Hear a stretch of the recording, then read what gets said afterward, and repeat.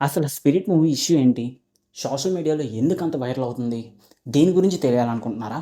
అసలు కథ ఏంటంటే, డైరెక్టర్ 'దీపికా పదుకొనెకి' కథ చెప్పారు.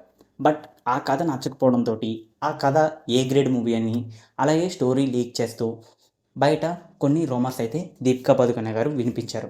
దీనికి సందీప్ రెడ్డి వంగ గారు రియాక్ట్ అవుతూ ఒక ట్వీట్‌ని అయితే రిలీజ్ చేశారు. ఆ ట్వీట్‌లో ఏమున్నది అంటే, నేను 100% తోటి కథ చెప్పాను. కానీ నువ్వు నీకన్నా చిన్న యాక్టర్‌ని తక్కువ చేసి నా కథను బయటపెట్టావు. నీ ఫెమినిజం ఇదే చెప్తుందా? సినిమాలే నా సర్వస్వం. ఇది నీకు అర్థం కాదు.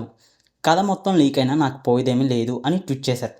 ప్రభాస్ తీస్తున్న ఈ సినిమాలోని దీపికా పదుకొనె ఎక్కువ రెమ్యునరేషన్ అడగడంతోటి, దీనికి బదులు వేరే హీరోయిన్‌ని ఆల్రెడీ 'స్పిరిట్‌లోని' జాయిన్ చేసుకున్నారు. బట్ ఈ ఇష్యూ పెద్దదవ్వడంతోటి అలా సోషల్ మీడియాలోని వైరల్ అయింది. బట్ కానీ 'స్పిరిట్' సినిమాలోని ఏ ఇష్యూ లేదు. బట్ కానీ సోషల్ మీడియాలోని చిన్న వైరల్ అవుతున్న కథ అయితే ఇదే.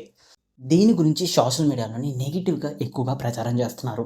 సినిమా ఆగిపోయిందని, సినిమా జరగట్లేదని అనుకుంటున్నారు. ఇవన్నీ రూమర్స్ అని కొట్టిపారేశారు మేకర్స్.